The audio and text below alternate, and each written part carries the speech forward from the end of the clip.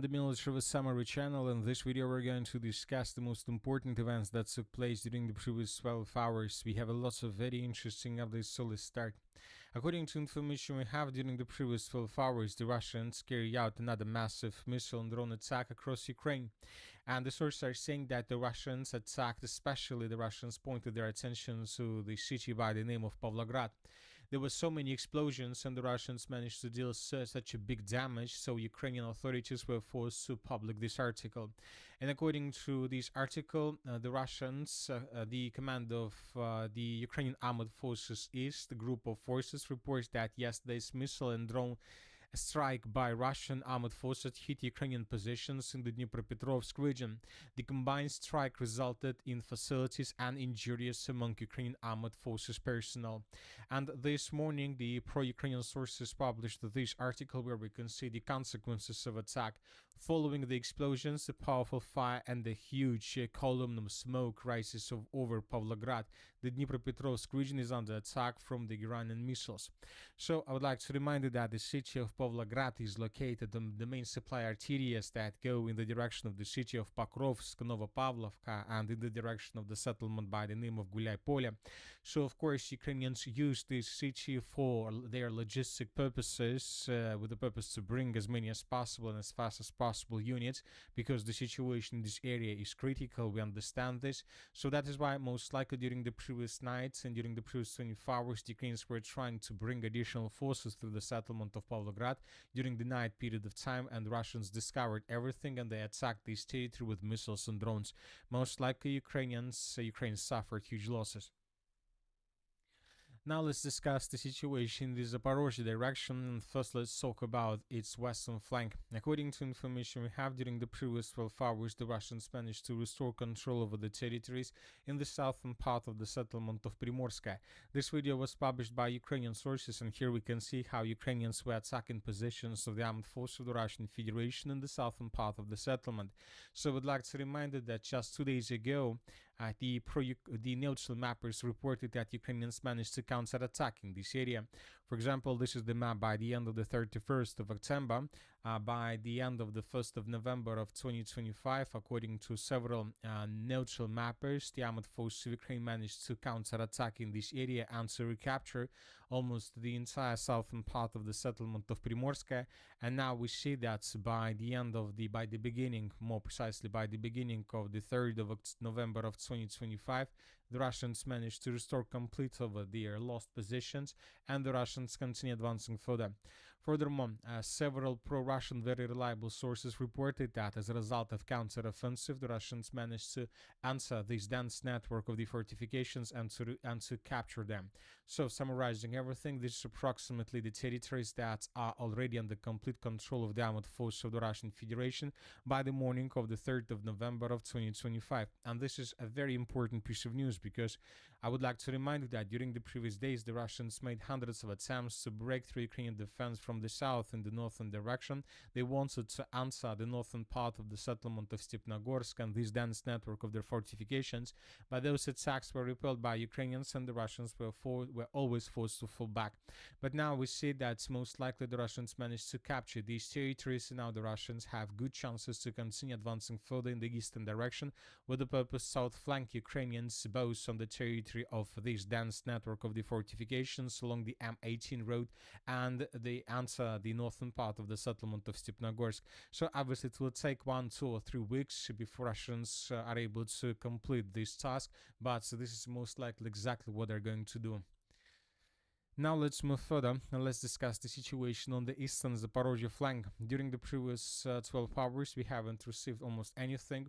Pro-Ukrainian sources made small adjustments on their maps. In this article we can see the progress on the ground according to pro-Ukrainian sources. As you can see, we have a very huge gap between progress that was shown by pro-Russian sources and the progress that was shown by pro-Ukrainian sources.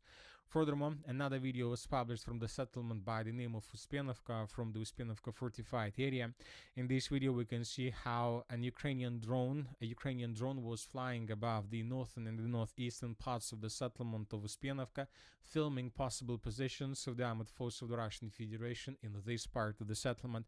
As for this video, we can't see neither Russian positions nor Russian soldiers, but the author of this video claims that this part is already under complete Russian control. So according to this video, the Russians managed to cross the river Ivanchul in this part of the settlement itself and to capture these territories. So we are waiting for additional clarifications. Maybe the group of forces east of the armed forces of the Russian Federation will provide us additional details, but everybody must understand that is the battle for Uspenovka is ongoing, and most likely, as we discussed in the previous video, 3, 4, 5 days and the settlement would fall in Russia's hands. Now let's move further. As for the settlement of Novopavlovka, according to several pro-Russian sources, the armed forces of the Russian Federation continue their offensive operation in the direction of the settlement of Novopavlovka. There are very heavy clashes. The Russians are shortening the distance and are tightening the noose around the settlement. There are very heavy clashes. It will also take up to 2 or 3 weeks before Russians will be able to force Ukrainians to fall back.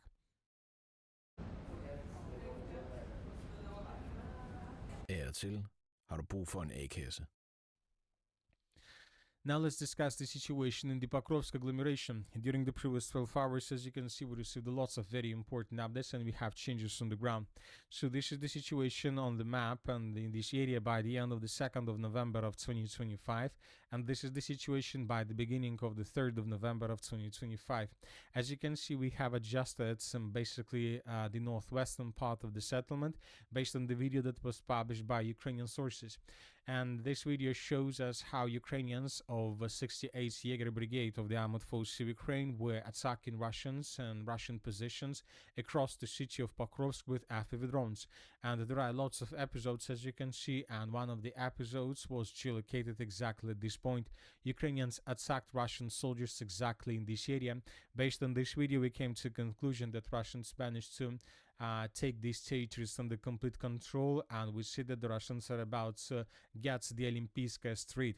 Furthermore, we had very interesting changes that were published by pro-Ukrainian mappers. So according to them, the Russians are just entering and finishing the battle just for the southern part of the city of Pokrovsk.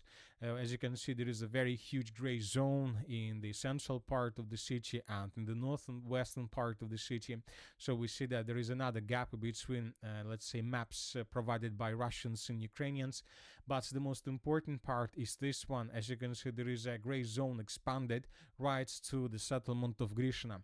So according to pro-Ukrainian mappers, as a result of clashes, the armed forces of the Russian Federation managed to get these territories, and probably there are very heavy clashes for this area. Furthermore, I would like to remind you that there is a very big dense network of the fortifications along 0525 road, and according to pro-Ukraine resources, the Russians managed to get this dense network of the fortifications, and currently there are very heavy clashes. So this is a very interesting maneuver carried out by Russians. They blocked the settlement of Grishino from the south. As you can see, there are lots of water reservoirs, lots of lakes and bridges, and if Russians can establish control over this territory just with the purpose to block this area, Ukrainians will have less chances for maneuvers and less chances to counterattack with the purpose to unblock the contingent on the territory of the Pokrovsk agglomeration. Furthermore, the Russians began evacuation of civilians from the city of Pokrovsk. In this video, we can see how Russians were evacuating civilians from the city limits of Pokrovsk. The Russians are moving them in the southern direction until the end of the clashes for the city itself. Furthermore, according to information we have, as we discussed yesterday, this is a very important battle for Syrsky and Gerasimov, and today the sources reported that if Syrsky loses the battle for the Pokrovsk agglomeration, then most likely he will be dismissed. So this is a very interesting detail. The Ukrainians continue their counterattacks in the area of the settlement of Rodinske, and today several very reliable pro-Russian sources reported that as a result of clashes, the Ukrainians managed to restore control over the western part of the settlement. So most likely everything along this yellow line is already under complete control of the armed forces of Ukraine. So this is a very important piece of news because Ukrainians continue their pressure on Russian positions in the southern part. There is still a lot of job to do for Ukrainians if they are tasked to unblock Ukrainians from the Pokrovsk agglomeration. A lot of job to do, but they're doing this and they're moving slowly, but they're moving. The only question is whether time Ukrainians have is enough for them to complete this mission or not. I think that they don't have enough of time to finish the mission. Furthermore, because Russians, according to information we have, introduced additional reinforcements and reserves in this area with the purpose to stabilize the situation, not to allow Ukrainians to complete the unblocking of the contingents on the territory of the Pokrovsk cauldron. Furthermore, we got a video published from the territory to the west of the settlement of Shakhova. This video was published by pro-Russian sources, and here we can see how Ukrainians were attacking positions of the armored forces of Ukraine, or how in the area between the settlements of Shakhova and Novoshachova, lots of FPV drone attacks, and several of them took place exactly in this area. And this video confirms that Ukrainians indeed carry out several counterattacks, and as a result of those counterattacks, they managed to improve their positions. So based on the video published by Russian sources, we have adjusted the map. This is the situation by the end of the 2nd of November, and this is the situation by the beginning of the 3rd of November. Furthermore, the pro-Russian sources reported that the situation is very difficult. So this is the article that was published by a very reliable pro-Russian source. The Ukrainian armored forces continue counterattack. Counterattacks are underway in Zatishno, Sukhetsk, and Boykovka. We are essentially recapturing Zatishka. There are also counterattacks near Fyodorovka. Fighting is ongoing in Nikolaevka. Vladimirovka is almost entirely in the gray zone. So the Russians are just trying to tell us that the situation has worsened again. Russian soldiers are holding the line and are attacking in places to retake lost positions. In general, another she saw across the entire area. So the Russians are saying, and they confirm, that the situation is very difficult, that Ukrainians during the previous days managed to improve their positions, and obviously this is the decisive moment, and everything will be resolved obviously within the next 1-2 weeks or so. As for the Konstantinovka direction, during the previous 12 hours, the Russians managed to improve their positions in the area of the settlements of Ivanopolia and Pleshevka. Additional dense network of the fortifications was captured by Russians, as you can see, and we came to this conclusion based on the video published by Ukrainian sources. Here we can see how Ukrainians were attacking vehicles, infantry fighting vehicles, and tanks of the armored forces of the Russian Federation with FPV drones. And based on this video, we came to the conclusion that these territories were captured. So this is the situation by the end of the 2nd of November of 2025, and this is the situation by the beginning of the 3rd of November of 2025. The Russians continue advancing further in the northern direction, and currently the Russians are tasked to finish the battle for the settlement of Ivanopolia. Now let's talk about the Kupiansk direction. During the previous 24 hours, we received lots of very interesting updates and details. And right before we started making this video, we got additional information about the situation in this region. Zelensky stated that as a result of counteroffensive, the armored forces of Ukraine managed to get the river of Oskol from the west. And this morning, several sources published another video how Ukrainians were counterattacking between the settlements of Radkovka and the city of Kupiansk itself in the northeastern direction. And the sources are saying that as a result of that counteroffensive operation, very limited and small counteroffensive operation, the Ukrainians managed to recapture these positions. And probably this is exactly what this President of Ukraine, Zelensky, was talking about. According to him, by taking under control these positions, the Ukrainians managed to get the river of Oskol from this side. Anyway, this is the situation. We are waiting for additional videos and additional details. We will discuss them most likely during the next, let's say, report. But obviously, we see that Ukrainians continue counterattacks, especially in the Kupiansk direction, with the same purpose to unblock the armored forces of Ukraine contingent on the territory of the Kupiansk cauldron. And that's it for the short video. Military Summary channel reminds to we condemn any violence in the world. Thank you for watching. Subscribe to my channel, put your likes, join my Patreon, and have a good day. Bye bye.